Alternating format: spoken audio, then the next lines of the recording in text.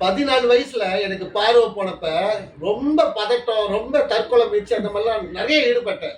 சரியாங்க. ஆனா இன்னைக்கு வளர்ந்து நிக்கிற ஒரு 26 வருஷம் ஆச்சு எனக்கு பார்வை போய் இந்த இருட்டான உலகத்துக்கு வந்த பிறகு. ஆனா இந்த இருட்டான உலகத்துல இருந்து கூட தர்மம் தலைகாக்கும் ஒரு இயக்கத்தை ஆரம்பிச்சு நிறைய உதவிகள் நம்ம இப்ப வரைக்கும் வழங்கிக்கிட்டு இருக்கோம். ஸோ அப்படி இருக்கிற பட்சத்துல இப்ப ரீசெண்டா இப்ப ஒரு வருஷம் முன்னுக்கு இந்த நபருக்கு வந்திருக்காரு. ஒரு ஜோன்ல இருந்து நம்மகிட்ட உதவி கேட்க வந்திருக்காரு நம்ம இயக்கத்துல. சார் உங்க பேரு என்னய்யா? கிருஷ்ணன். உங்களுக்கு என்ன வயசாச்சு? 51 51. பார்வை போய் ஒரு வருஷம் ஆச்சு. சரி, இந்த பார்வை போன பிறகு உங்க மனநிலை எப்படி இருந்துச்சு? இப்போ என்ன நோக்கத்துக்காக என்னை நாடி வந்திருக்கீங்க? உங்களை நாடி வந்த காரணம் எதனாச்சும் ஒரு வேலை பார்க்கணும், அப்படியே இருந்து வாழ்க்கையில் எதனாச்சும் ஒன்று சாதிக்கணும், முன்னேறணும். சரி, இப்போ நாங்கள் வேலையை கற்றுக் கொடுக்குறோம். உங்கள் ஆள் டீச்சிங் வச்சு உங்களுக்கு வேலையை கற்றுக் கொடுக்குறோம். நீங்கள் கண்டிப்பாக கற்றுக்குவீங்களா வேலை? கண்டிப்பாக திறமை இருக்குது, கற்றுக்க முடியும். கற்றுக்குவேன். என் திறமை வச்சு என்னால் கற்றுக்க முடியும். ஸோ கற்றுக் கொடுத்தா கற்றுக்குவீங்க. ஆர்வம் இருக்குது. கற்றுக் கொடுக்குறவங்க கரெக்டாக கற்றுக் கொடுத்தாங்கன்னா கரெக்டாக நான் அதை வந்து கற்றுக்குவேன்.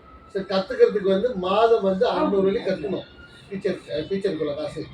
சரியா? அது தர்மம் தலைகாக்கும் இயக்க சார்பா நாங்கள் அதை பொறுப்பெடுத்துக்குவோம்.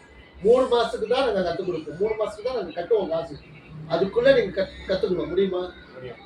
ஸோ தங்குற இடமும் தர்மம் தலைக்க இயக்க சார்பா நம்ம உங்களுக்கு ஏற்பாடு பண்றோம். சரியா?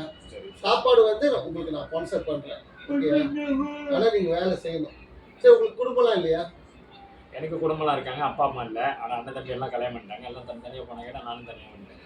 நீங்க கல்யாணம் பண்ணலாம்? நான் கல்யாணம் பண்ணேன். இந்த வரைக்கும் நான் முடியும். சரி, இந்த வேலையில இவருக்கு நம்ம இயக்க சார்பா வேலையை கற்றுக் கொடுத்து தங்குறதுக்கு இடம் கொடுத்து ஸோ இவரை ஒரு ஆளாக்கணும் அப்படின்னு சொல்லி முயற்சியில் ஈடுபடுறோம். ஸோ இந்தமாரி கண் பார்வை போயிடுச்சுன்னா ரொம்ப கஷ்டங்க. அதாவது அது எதிர்நோக்கங்களுக்கு மட்டும்தான் அந்த அந்த மனவழி தெரியும். சரியா? ஸோ நம்மளை நாடி வந்திருக்காரு. நம்ம எவ்வளோ பேர்த்த கை கொடுத்து தூக்கி விட்டுருப்போம்.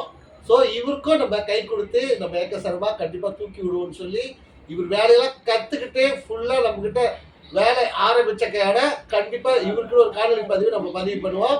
இந்த வேலையில இந்த காணொலி பதிவை நான் முடிச்சுக்கிறேன். நன்றி, வணக்கம்.